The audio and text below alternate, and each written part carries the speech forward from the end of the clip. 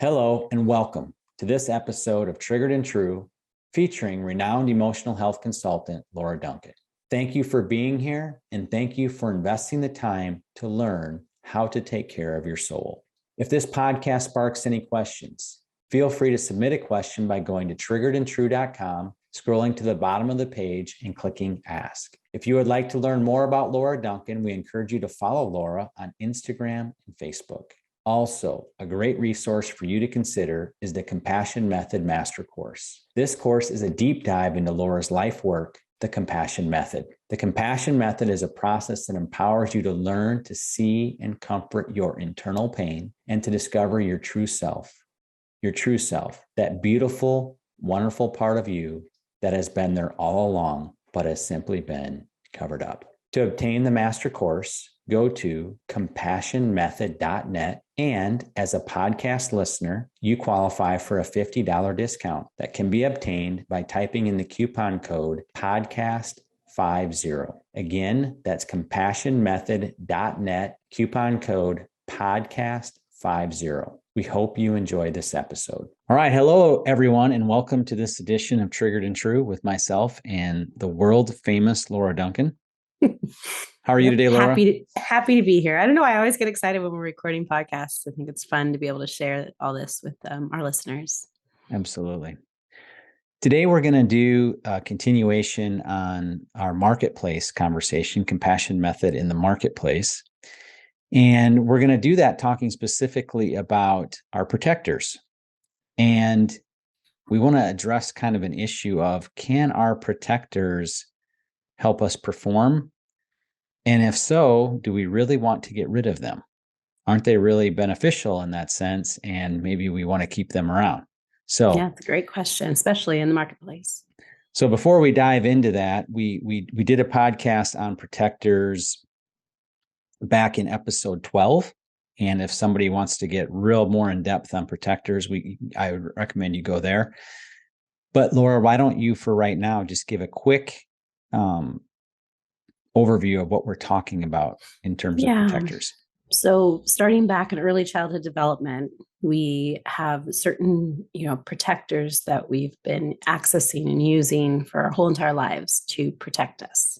We have the protectors, like we talk about in episode 12, that are more like the addictions, and they're more of the protectors that can cause, damage and hurt us. And so we see those as a negative thing, but they've actually been what we've been using to protect ourselves from our pain, from our unmet need, and from the things that we don't know how to handle. And so we end up having things that we can keep ourselves safe in. And so we're going to talk a little bit more about that today in the marketplace. And I think we'll kind of find that some of those are not going to have the same negative connotation that some of the protectors we talked about in episode 12 do. Kind of the genesis of why I wanted to do this podcast is I was listening to another podcast. And the podcast I was listening to is called Invest Like the Best with Patrick O'Shaughnessy. And I was specifically listening to episode 292, where he was interviewing a gentleman by the name of David Senra. And David is also a podcaster.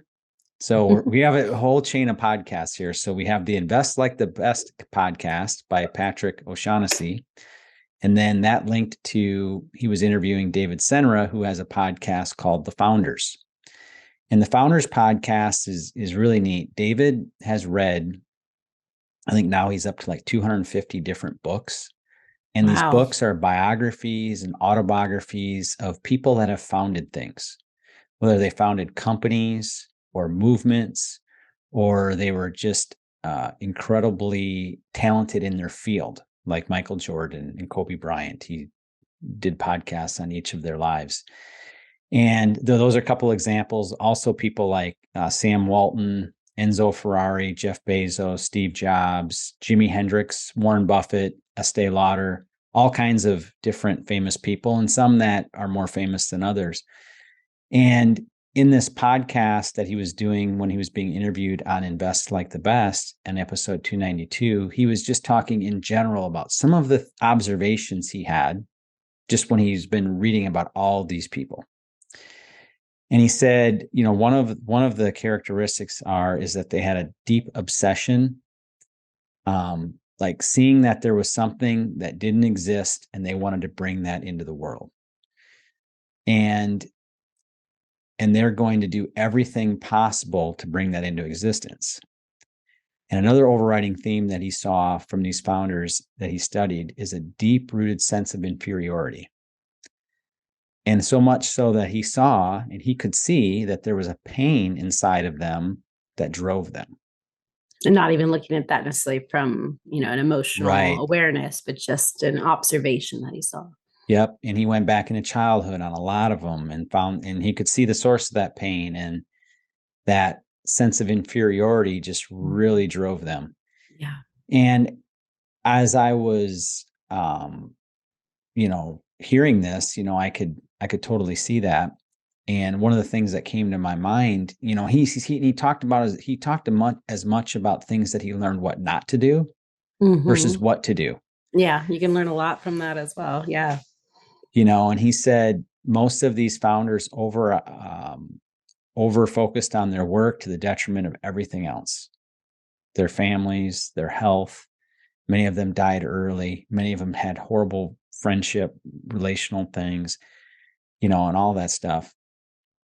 And it got to thinking, well, what if they would have been more emotionally healthy and they would have had some of that childhood pain that was driving them to be successful? What if that would have been healed? Would they still have been as successful? Would they have been the founders of great movements? Would they have been, when they have done great things? Very valid question. So we'll kick that off to you, Laura. All right. So, there is a possibility that they would not have been as successful in whatever they were founders of, because that drive creates the ability to work longer hours, to prioritize whatever you're being a founder of over anything else. And like you said, to the detriment of relationships and friendships and the things that a lot of people would say matter in life. So I guess it's, really does come back to your measuring system of what you believe is successful. Are you successful because you founded something that you're famous for, that you're known for, to, again, the detriment of personal relationships, personal growth, personal development? And I think that's a question that's within each of us as well, because there would be just as many people that would say it would be better to be the founder of, whatever they were finding, being the founder of, than it would be to have those relationships not be successful, to have other areas of their life be unhealthy. And, like you said, even potentially health-wise, dying early or having other issues. So again, I think it kind of comes back to, us as a observer of other people's lives, of what we determine is valuable, which I would link to what he was recognizing. The guy in the podcast was recognizing that in those moments, he realized that pain was a motivator to be able to accomplish these things. And I think there's a pain inside of us that also sees value when someone's successful, because of our, potentially not having our own value, not knowing that we're good enough. So we would actually see that as success. So I think that it's kind of like in the eye of the beholder of what is success. It's a little hard to prove what I'm about to say, but one thing I kind of believe is that as much as it looked like their pain helped them, it actually held them back. Yeah, I definitely agree. Even though it looks like on paper, oh my gosh, they were so successful. But like you said, what does success look like? Exactly. Because if you really study business, you will see that there are very few companies that have really endured. At the turn of the century, General Electric was the most highest valued company in the world. Now it's like not even in the top 500. Oh, it barely is, or something like that. I could be wrong on the exact placing of it, but they don't last. And part of the reason I believe is that the pain, it's the same reason why the founders crash and burn eventually. And this isn't just, it's interesting because this isn't just in business. When I was in ministry school, we read a book called God's Generals. That was one of the books we had to read. It freaked me out because so many of these quote unquote God's generals, horrible. They did mighty works in one sphere of their life, but their personal lives were an absolute mess. A lot of them. And what freaked me out is because I was thinking that religion is the answer to everything. And I'm like, wait a second. These guys are like doing amazing exploits, but yet their lives are a mess. There's divorces, there's horrible relationships with children. I mean, it was very similar to what we're talking about, these founders of these businesses. So although our pain can drive us to an extent, eventually we just run out of gas. Yeah, it's not the long term, the long haul. You may be able to white knuckle it for a duration of time, but again, at what price?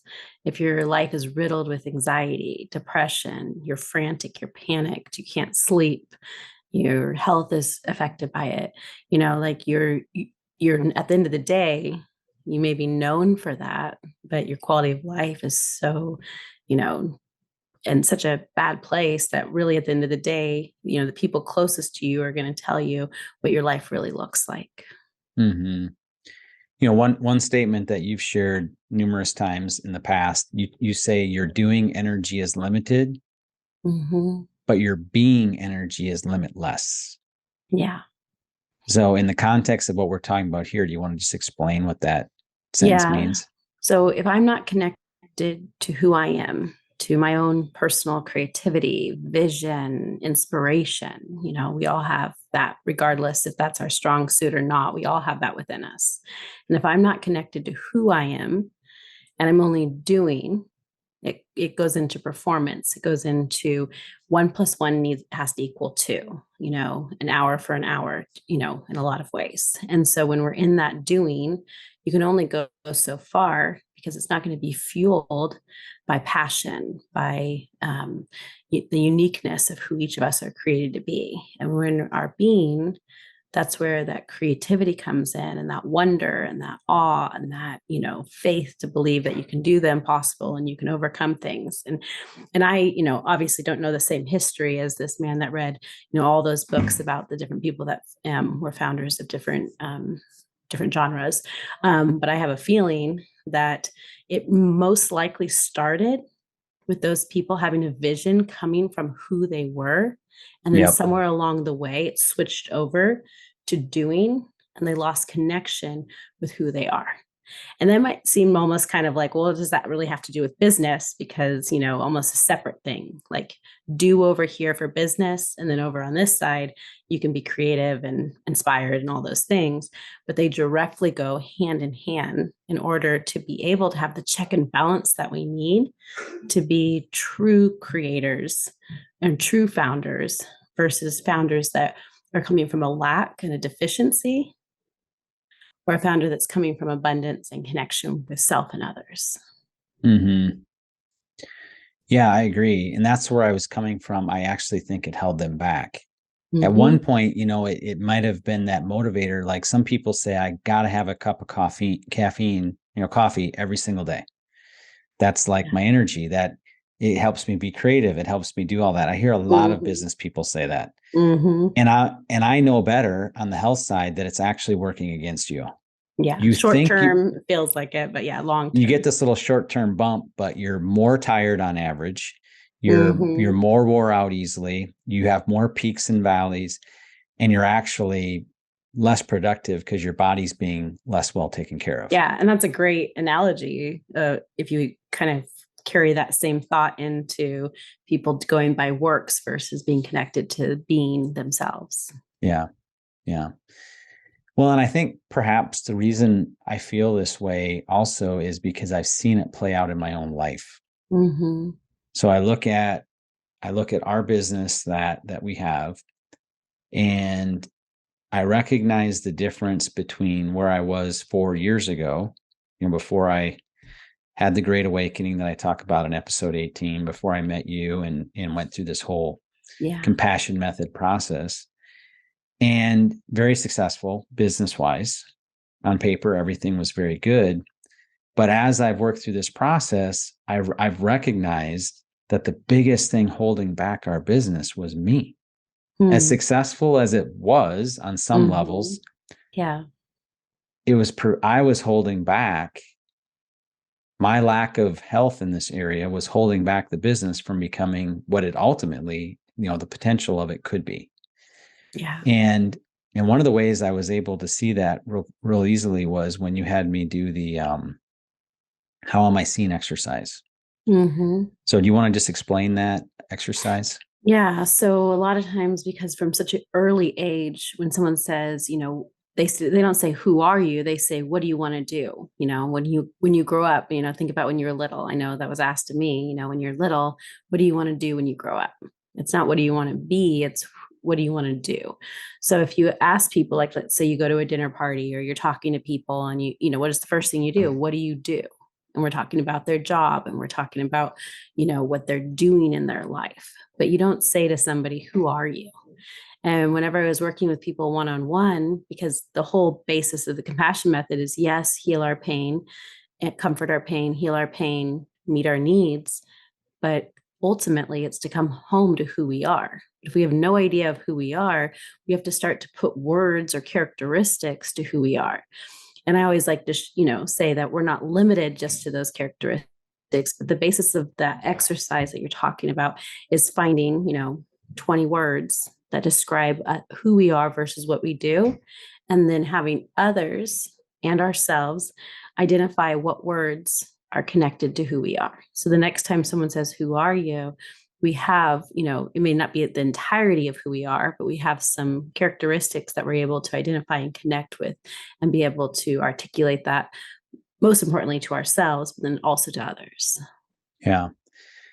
And so those 20 words, and one of the big challenges is you send this out to, I think I sent it out to maybe around a dozen people, maybe a little more, I can't remember. Yeah. And you have to tell them pick only one word. Mm-hmm. It's like there's 20 words here. You pick one word that you feels best encapsulates, who I am. Yeah. And it was really revelatory, because a lot of the words that were picked, in some cases, the words that were picked were not ones that I was able to see easily. Mm-hmm. And that's why we're having that mirror of others being able to see us, because it's hard for us to see ourselves. And then the one that jumped out the most for me is one that I knew deep down, but I was very insecure in it. Yeah. But yet when I saw it, I'm like, yeah, I know. It's like I knew, but Yeah. yet I had like not a lot of confidence in it and a lot of insecurity in it. Yeah. And for me, that one word that jumped out, I think 6 of the people I sent it to came back with was visionary. Mm. And right when I saw it, I'm like, yeah, I know, but Yeah. you want Yeah. to know the biggest but that held me back from being a visionary? What was I that? would have these ideas, Mm-hmm. and I would think about, you know, ideas to make something better, ultimately to make the world a better place, Yeah. in my small corner of the business world, especially.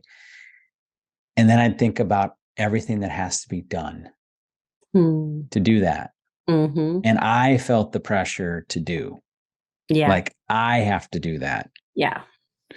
not recognizing that I'm not the one that always has to be doing. Mm-mm. No, especially being a visionary doesn't mean that there isn't things that you do, but if you're primarily doing, takes up too much brain and time and you're not able to actually have the visionary thoughts that are part of who you are. Well, you actually said something really powerful to me. You said, you went so far as to say that doing is an enemy of a visionary. Definitely, because as you're busy doing, you don't have the ability to connect to that creativity that comes with being a visionary. And in the business, we have our company has a business coach as well. And one of the things he talks a lot about is working on the business versus in the business. Mm-hmm. And I'd have a hard time separating that, because I'm medicated. My protector is to do, Yeah.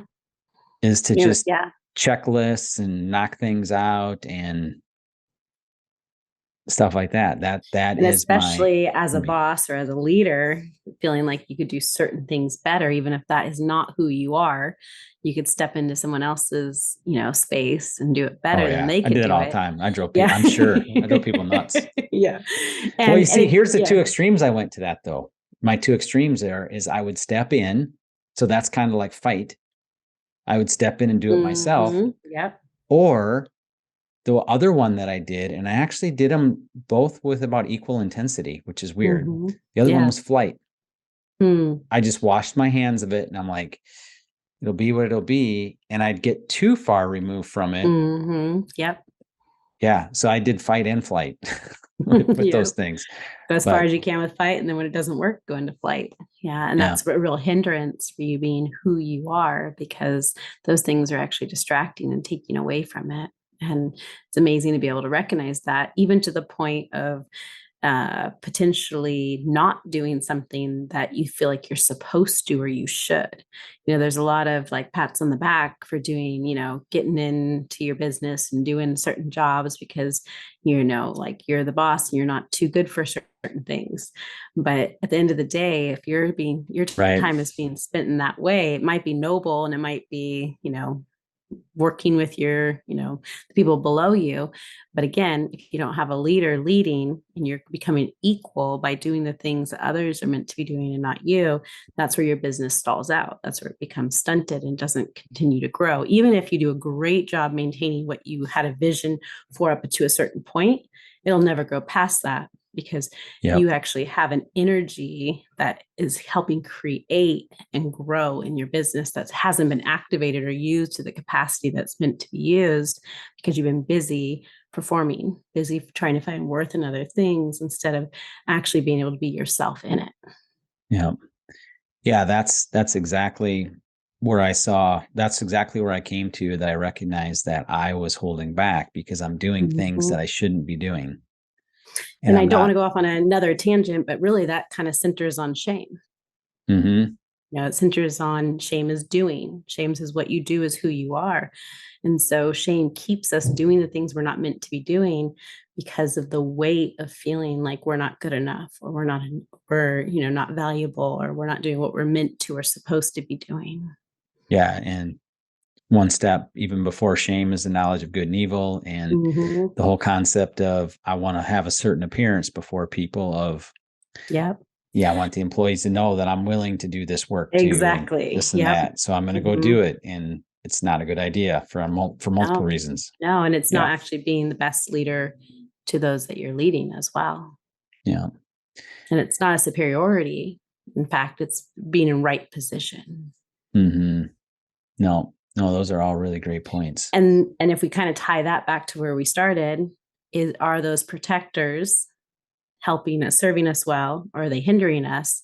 This is a really good, awareness that it actually is hindering us to have those protectors, because again, we're only going to be able to maintain at best, not grow. Yeah. Yeah. And I think a comment I wrote, when we're connected to our true self is more powerful than anything positive that can come from pain and unmet need. Our true self is more powerful.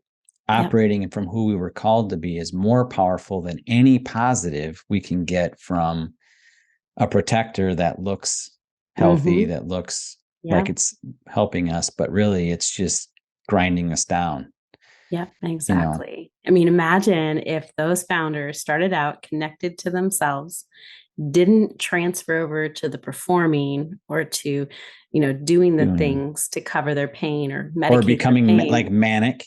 Yep, exactly. Becoming manic where 7 you can't days a actually week, be 12 connected hours. to it. Yeah. But if they had their heart connected to it and they had their, who they were connected to what they were doing, how much further could those, founders have taken their whatever genre they were working in? It could have gone so much further than being limited by the performance. Yeah. And when we share that, obviously there are founders that have done this to various levels of healthiness. It was just interesting to hear that guy that's read 250. After all of his research. Yes. He's yeah. like, this comes up a lot. over and Mm-hmm. over. Yeah. Yeah. And then seeing the same thing, in church leadership, and you Yeah. probably would see the same thing in political circles or whatever, Mm-hmm. whatever thing that you wanted to look Yeah. into. And like you said, is it worth it? I've had people say, I can't work the 12 hours that I used to be able to work now that I'm connected to myself and caring for myself because that was hurting me. And if I'm really honest with myself, I can't work 7 days, 12 hours a day.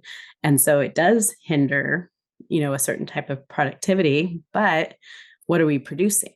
And so we can look at the numbers and we can look at what we measure success by, but we're not actually connecting to, what is actually true success. Well, and I feel like you can truly connect it to yourself. You can accomplish so much more in such a shorter amount of period of time. You look at a map, there's multiple ways to get to a destination. And sometimes we choose the hard way because we think that that's the honorable way, or that's the way it has to be. This always has to be hard. It doesn't have to be, because in your true self, things can be lighter. Yep. And you can probably think about how we're talking about taking on different roles that you're not meant to. One person can be really great at a certain, job or whatever, and it can take them, so much less time because that is who they are. But then when you step into doing it, takes you so much more, not just even time, but emotional energy. And, you probably end up at the end of the day, you leave work fatigued and, overwhelmed or whatever the feelings are that are connected to you. But that happens often where the real grind and the struggle that causes burnout and causes us to stop wanting to pursue what we're meant to in this life comes from doing things that we're not meant to do, that we're doing to protect ourselves from our pain. And I tell people that one of your greatest litmus tests, I guess, if you will, for your job, like if you're in the spot where you're called to be and where your true self is meant to come alive, is, does work feel like work? Everybody's job, you're going to have days, you're going to have hours of the day, you're going to have moments of the day. That's always going to happen, where there's going to be some points of your job that feel like work. But if on Sunday night you are absolutely dreading Monday, that is a very good indicator that you potentially are not in a job that was designed for your true self. Yeah. Or you're not being yourself in that job. One Yeah, of the right. two. I always One or like to two. explore both sides because we can Absolutely. instantly I do kind of agree. the flight of this isn't the job for me, but maybe it could be the job for me if I did it actually from being myself versus doing what I 100%. thought I was supposed to be doing to succeed. Yeah, that's a great point. You bet. Yeah. Yeah. Approaching the job from a place of clear-minded, tenderhearted, at peace. Mm-hmm. And that might mean finding a different job, but that also might mean that you just haven't been clear-minded, tenderhearted, and at peace in your job. It And might that could change mean everything. taking a job that pays half. I know. And people, That a lot of happens. times see that as a setback, but really if you're connected and your quality of life is joyful and peaceful and you're able to be yourself, and that is more satisfying than, financial success in a lot of ways. Yeah. You touched a little bit on shame and that we do things because we feel ashamed, like we feel like we should do it or we have to do it. But we also have talked about in the marketplace, but really this could be applied anywhere. All of this, everything we're talking about applies everywhere. I just was reading a marketplace book. That's how it got connected to this. And but all sometimes this we don't apply this to the marketplace because it feels like I said earlier, a separate, arena. thing, like emotion. Yeah, exactly. But they're meant to be together. When we can make those connections, it's really helpful in the marketplace. Yeah.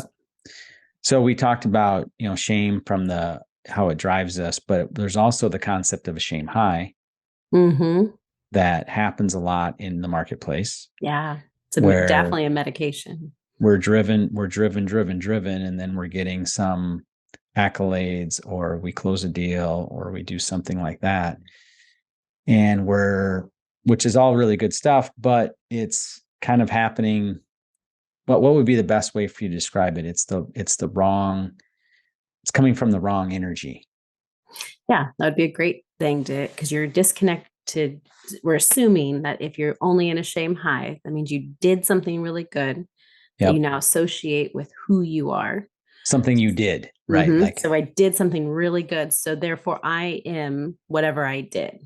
yep. And so it gives us that, like you said, that high, that satisfaction, that fulfillment, but it's usually very temporary. I've heard so many people have that big high, go home, have severe depression that night and medicate or connect with their addictions or feel their loneliness, feel the darkness. And they try to kind of, grab a hold of that high that they just felt earlier in the day.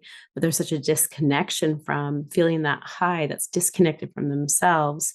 And they're still struggling with the pain, the unmet need, the anxiety, the depression, the things that they're struggling with. And so we know it's never going to actually be sustainable, even though it feels great in a moment. It's like eating a bunch of sugar or doing drugs or doing something that causes you to have that surge of energy, like, oh, I'm doing so good. At the end of the day, you're still just as empty and in just as much pain as when you first began. Yeah. I think that shame high concept I see with professional athletes, because they're so in their prime on so many levels when they're have to quit, because they're not at their physical prime, but they're still they're very much at their mental prime. Yeah. And they're like in their 30s and they're washed up. Yeah. Or sooner. Yeah. And if all of your connection of who your identity was, your value, I was the star quarterback, I was whatever, you can see like it's hard for them to quit. Yeah. Well, I mean, it's really, and so many of them go a little too long. They're like, just trying to grasp. You should have retired maybe a couple years ago. I've said that about Tom Brady multiple times, but he keeps proving me wrong. But usually, yeah. And this year I was for sure saying it, and then he pulls his team out of the gutter and into the playoffs, and I'm like, oh my goodness. But anyway, it happens.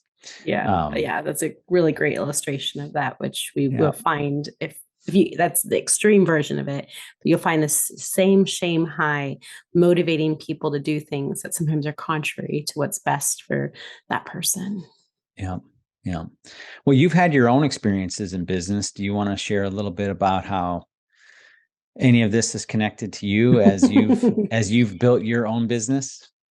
Yeah, you're definitely farther ahead on the business side, and for all those that are listening, Brian's actually helped me with different aspects of my business. So I'm still growing in that. Well, we both are, because we're both stuck in some areas. So we're enlisting other help. But yeah, that's true. That's very true. I would say, coming from a place of not being as much of a strong like force of like go-getter, I need success, I need power, I need influence. That not only is not really my personality, but I've never had that drive to, overcome, like to become something or to be something or have those accolades.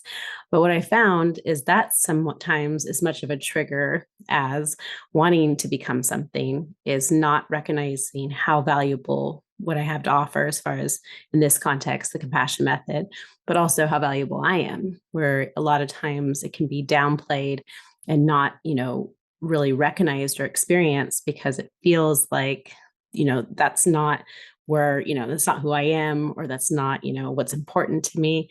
But I found that I've actually have a stronger business mind than I realized. And I like the process of growing and developing, because it challenges me in different ways that are part of who I am.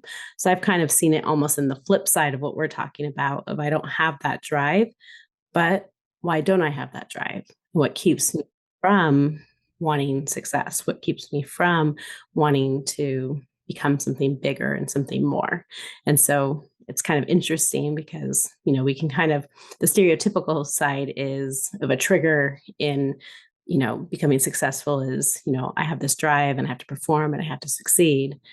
But then on the flip side of the same coin, why don't I want to do those things to maybe not necessarily the same capacity as someone in that context, but why do I not care about certain things that potentially I would care about if I wasn't in pain or if I didn't have my own triggers? So just something I thought of when you were sharing that, do you think this connects it all back to how you've talked about in the past that, one of your classic triggered moves was to do fawning? Yeah, exactly. So the fawner can never be the ambitious one, because you're too busy taking care of the parent that you feel like needs you more than you need yourself. And so, and then also being raised in early childhood development in a home that didn't have a value for finances, success, further education, those types of things, it almost feels like it's going contrary to what I was modeled as what's successful.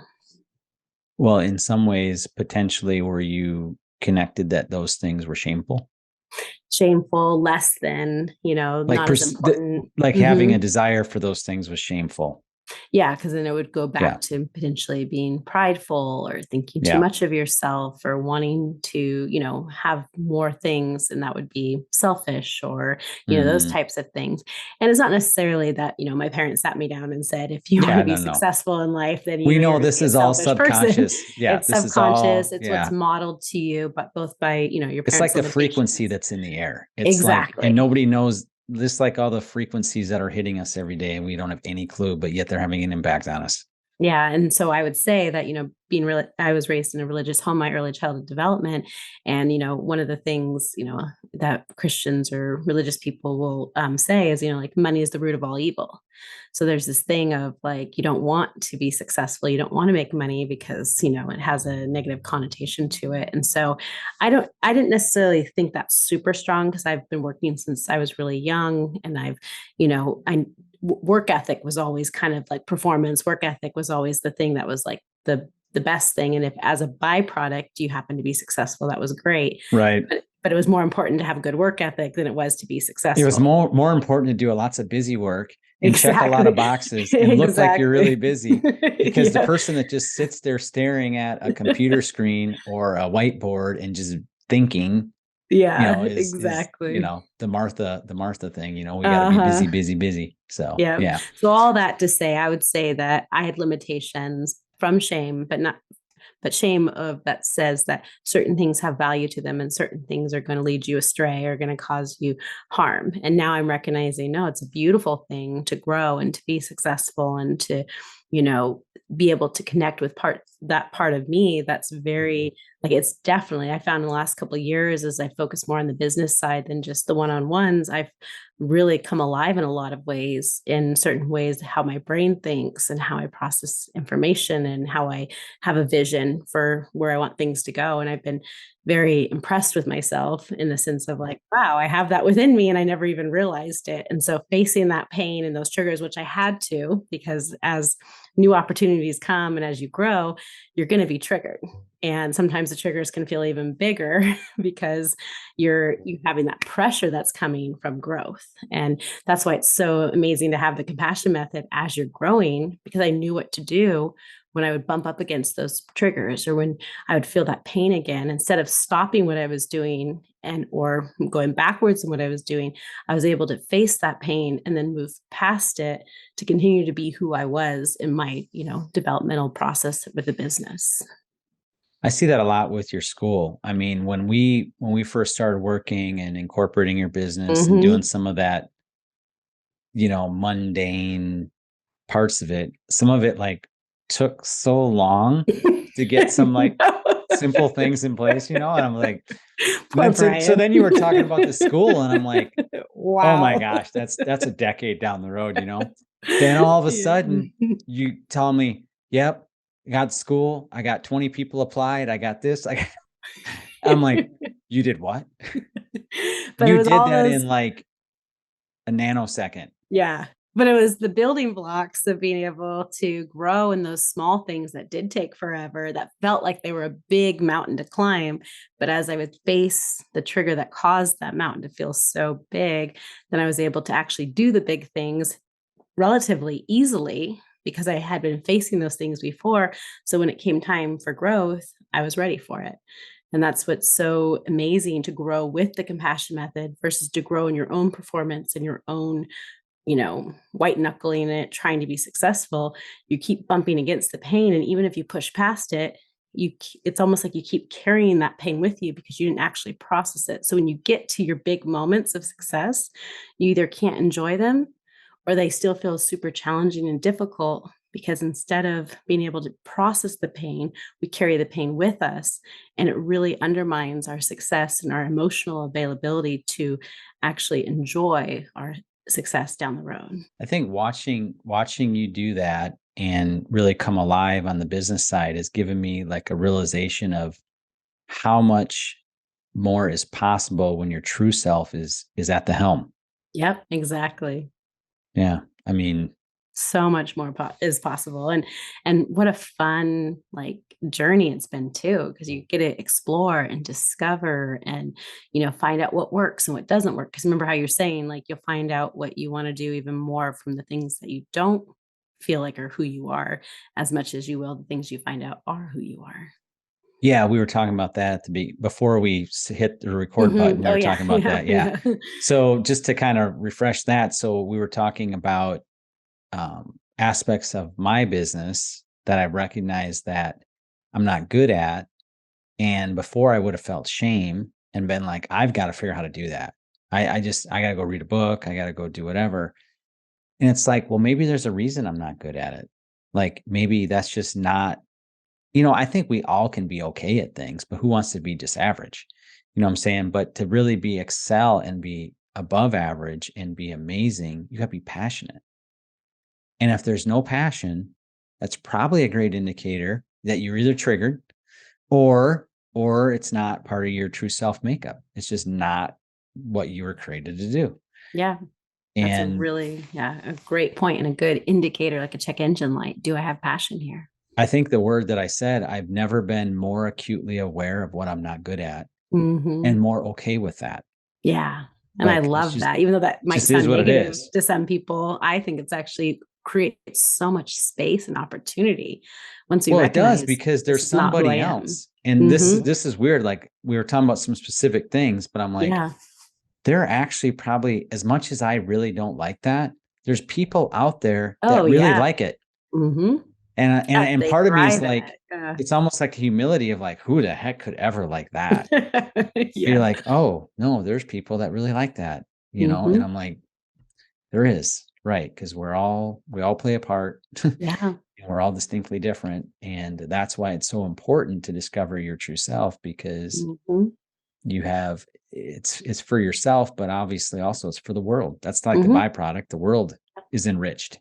Yeah, exactly. And in a genuine way versus when it's just our protectors motivating us, we lose the genuine, authentic part of the process and we become more robotic in nature versus feeling and expressing and passionate and creative and inspired.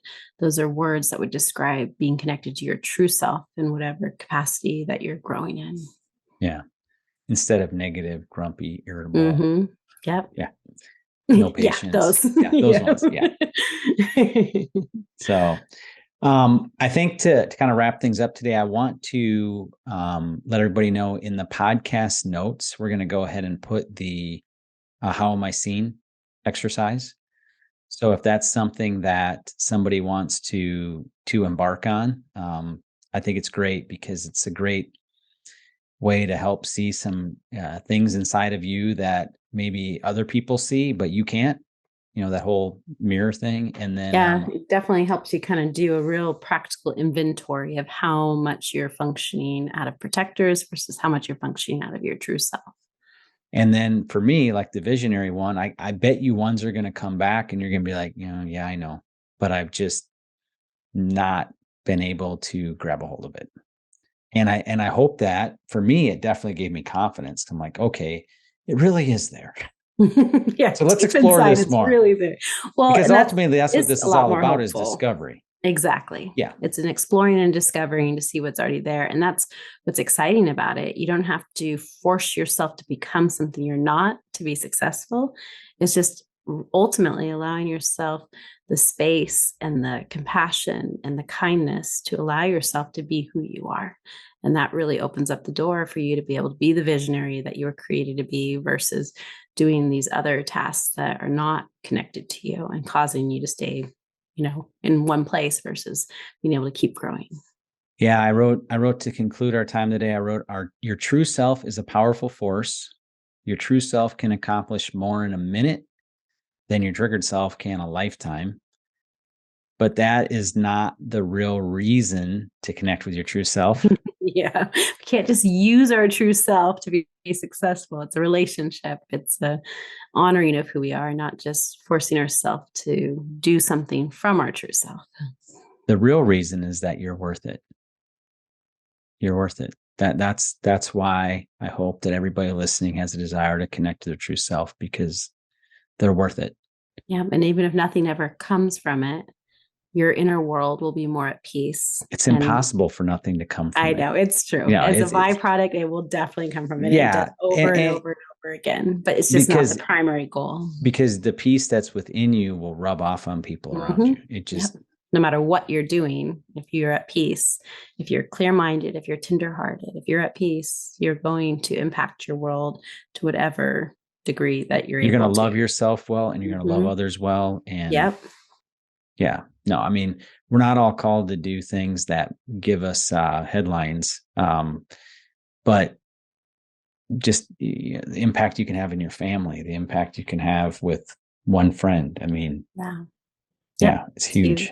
So, well, thank you everyone for joining us. And again, be sure to check out the notes for the How Am I Seen exercise. And thank you for joining us on this journey. Bye-bye. Bye. Thank you again for joining us for this episode of Triggered and True. We hope that you enjoyed it. As a reminder, if you would like to ask a question, go to triggeredandtrue.com, scroll down to the bottom of the page, and click Ask. And if you would like to learn more about the Compassion Method, be sure to check out the Compassion Method Master Course, which can be purchased at compassionmethod.net. And as a podcast listener, you qualify for a $50 discount, which can be obtained by typing in the coupon code podcast50. Again, that's compassionmethod.net, coupon code podcast50. Thank you again. Goodbye.